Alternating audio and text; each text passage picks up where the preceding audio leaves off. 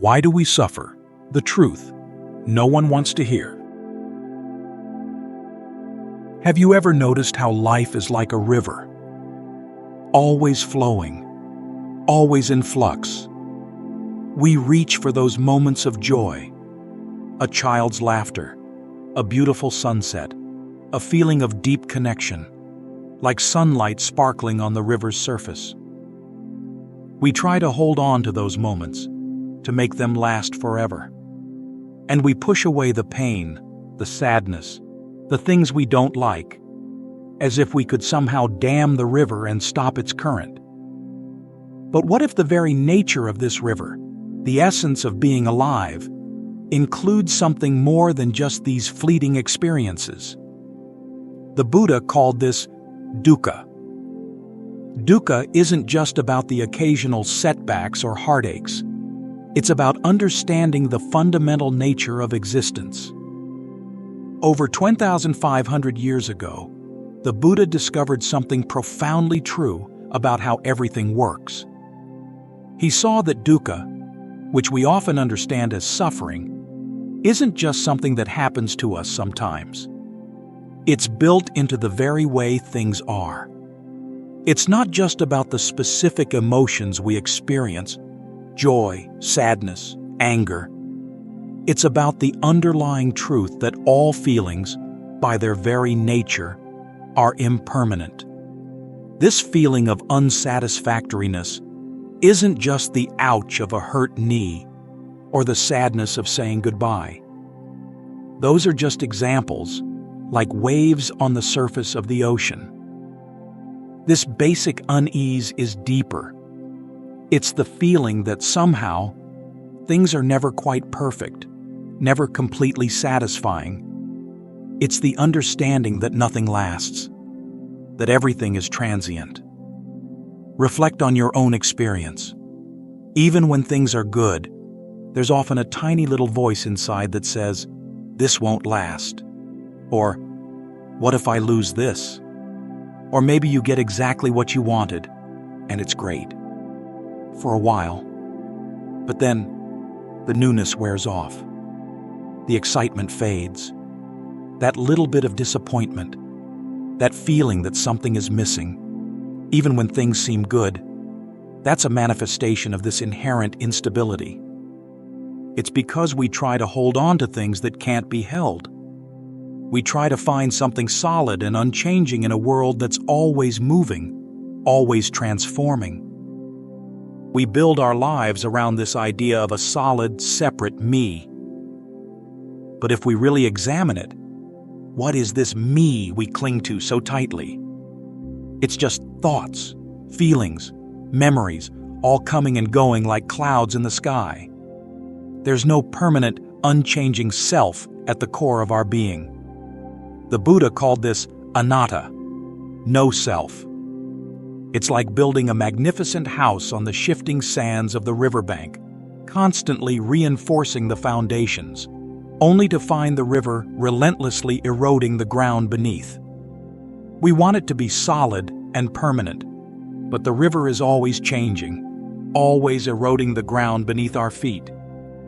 And because we believe so strongly in this solid me, because we want things to stay the same, we feel this constant unease, this dukkha.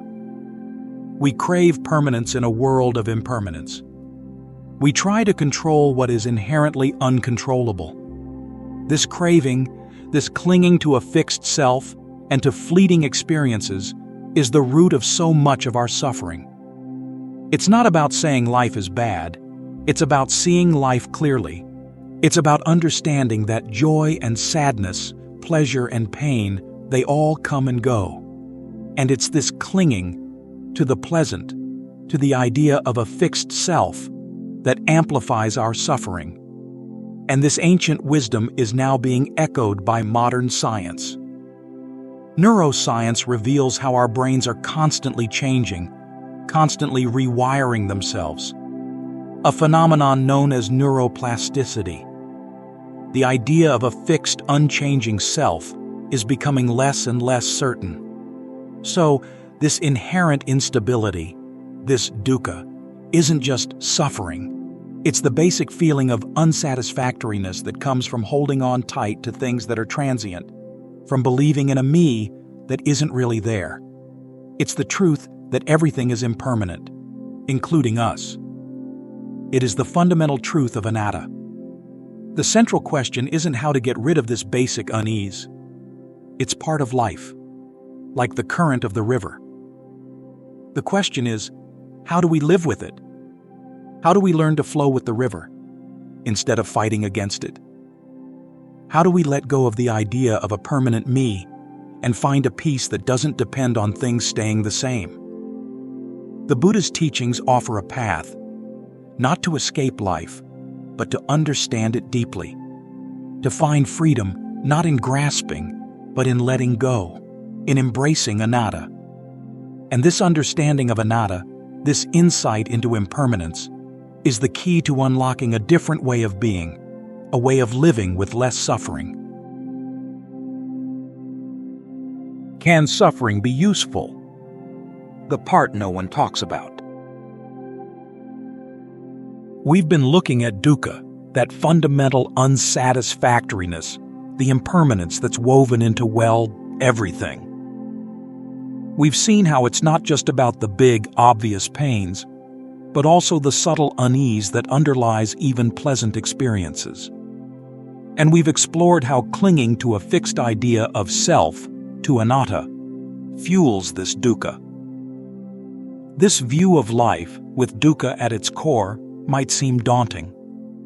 So it's natural to ask, if dukkha is so pervasive, so fundamental, what's the point? Is it all just bleak? Or, and this is a radical question, could this very dukkha be useful? Could it actually be a teacher? We're wired to avoid pain, to seek pleasure. That's how we're built.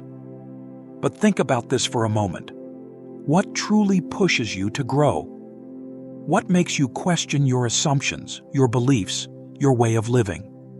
Is it when things are easy and comfortable?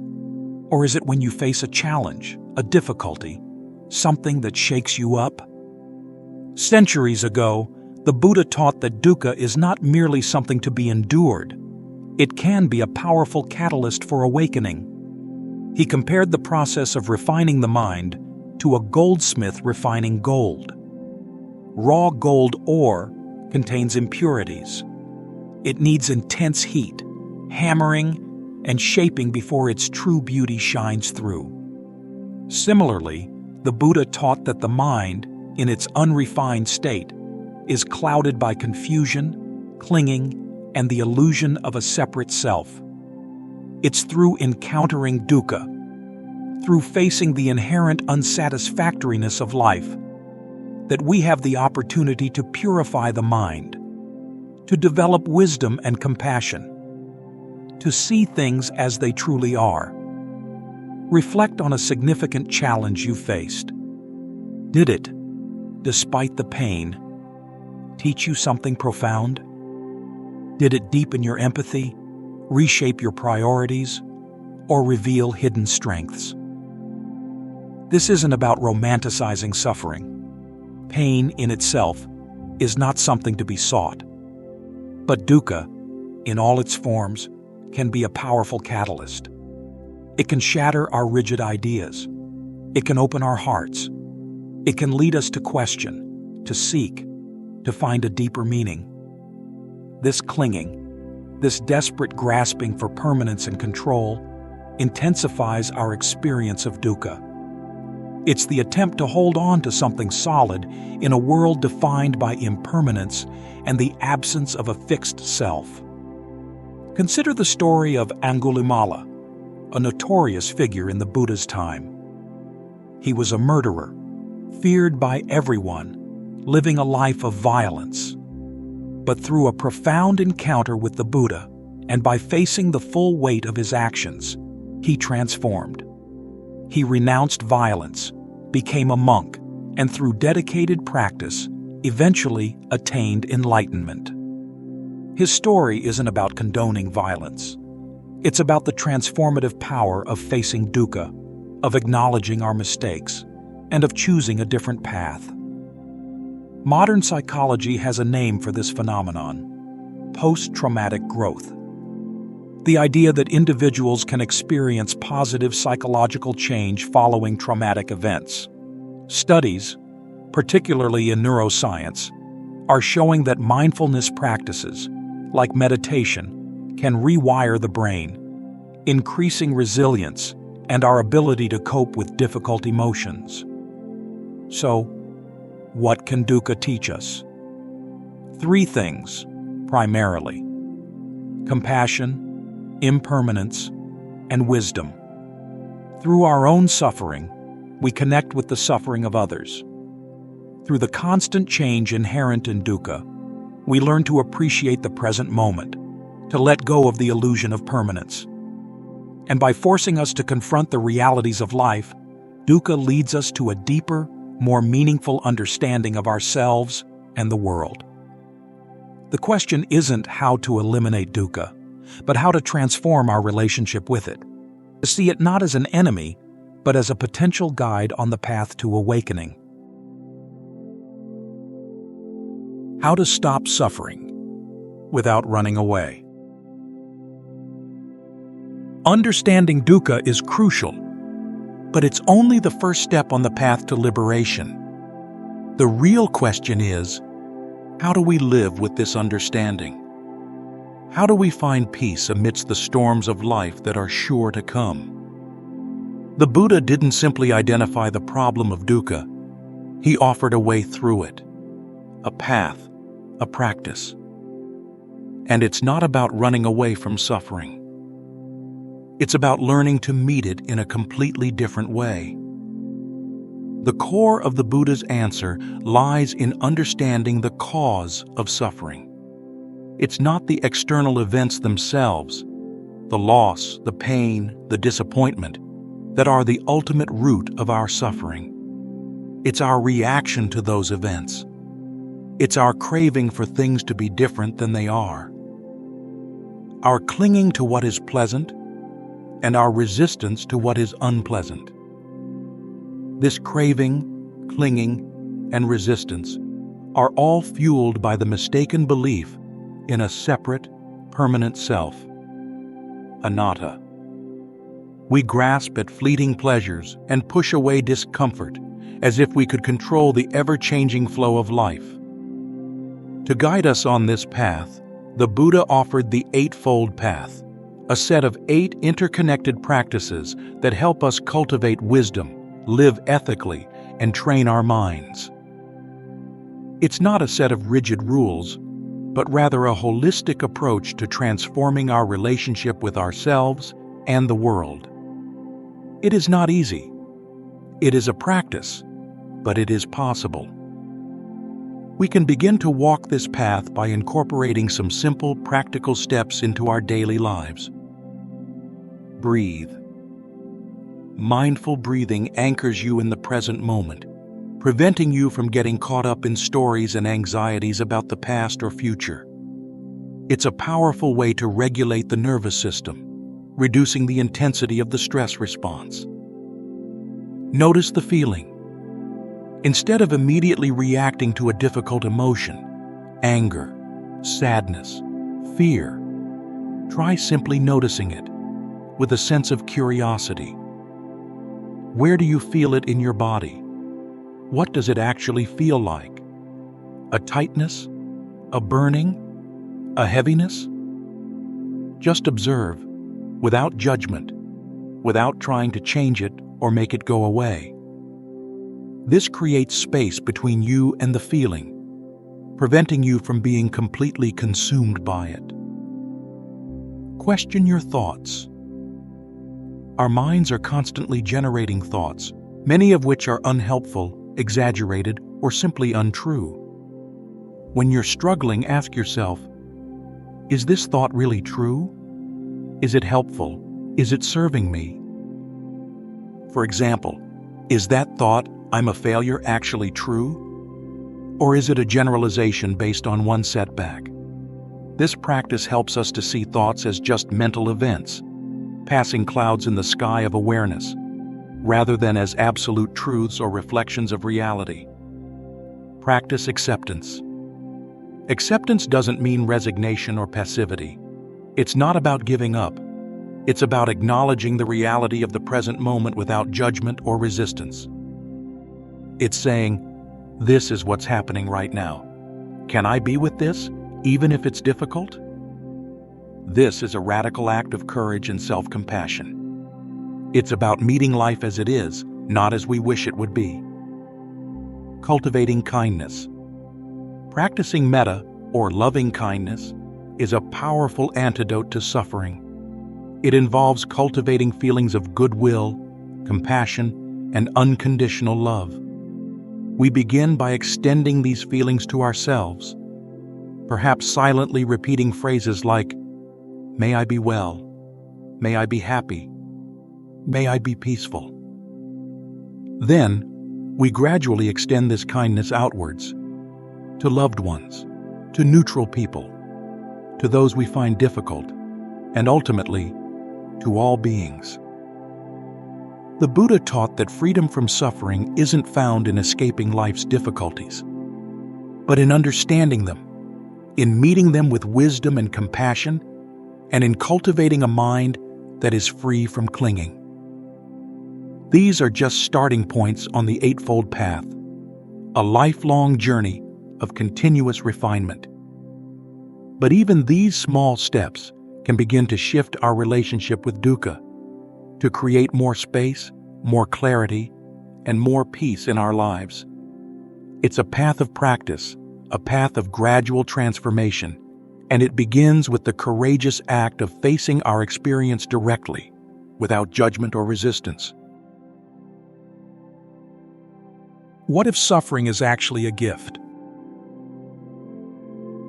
Now consider a possibility that might seem radical at first. What if suffering is a gift? This perspective doesn't deny the reality of pain, the difficulty, the very real challenges that life presents. It's about shifting our fundamental view, about seeing dukkha not as an enemy, but as a catalyst for profound awakening. It's about recognizing that the very things we resist, the discomfort, the uncertainty, the impermanence, might hold the key to our deepest freedom. The lotus flower, a symbol of purity and awakening in Buddhist teachings, offers a powerful metaphor. The lotus grows in muddy water. It doesn't bloom in spite of the mud. It blooms because of it. The mud provides the nutrients, the grounding, the very conditions necessary for the lotus to blossom into its full beauty.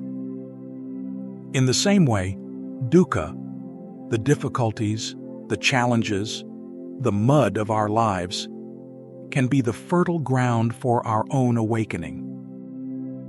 It's through facing these challenges, through meeting them with courage and wisdom, that we develop resilience, compassion, and a deep understanding of the impermanent nature of all things. The Buddha's own journey exemplifies this truth. He wasn't looking for hardship. But when he encountered the realities of aging, sickness, and death, when he saw dukkha for the first time, it shook him to his core. This encounter with dukkha ignited his spiritual quest, ultimately leading him to enlightenment. His suffering wasn't an obstacle. It was the catalyst. What if instead of viewing dukkha as a sign that something is wrong, we saw it as an invitation to awaken to the truth of our existence? What if, instead of resisting the changes and challenges of life, we embraced them as opportunities for growth and transformation? This shift in perspective doesn't magically erase the pain, but it fundamentally alters our relationship with it, transforming suffering from an obstacle into an opportunity. It allows us to meet life's difficulties, not with resistance and despair, but with curiosity, courage, and a deep sense of possibility. The invitation is to reframe suffering, to see dukkha not as a curse, but as a potential blessing, to recognize that the very things we try to avoid might hold the key to our deepest liberation, to embrace the mud, knowing that within it lies the potential for the lotus of awakening to bloom. The greatest gift is not the absence of dukkha, but the freedom that arises when we learn to meet it with wisdom, compassion, and a deep understanding of anatta, the absence of a permanent separate self. It's the freedom from being controlled by our reactions, the freedom to choose how we respond to life's challenges, the freedom to live with open hearts and minds, even amidst the storms that are sure to come. It's in facing the reality of impermanence, of dukkha, and of anatta that we discover a peace that transcends the ups and downs of life, a freedom that is unshakable.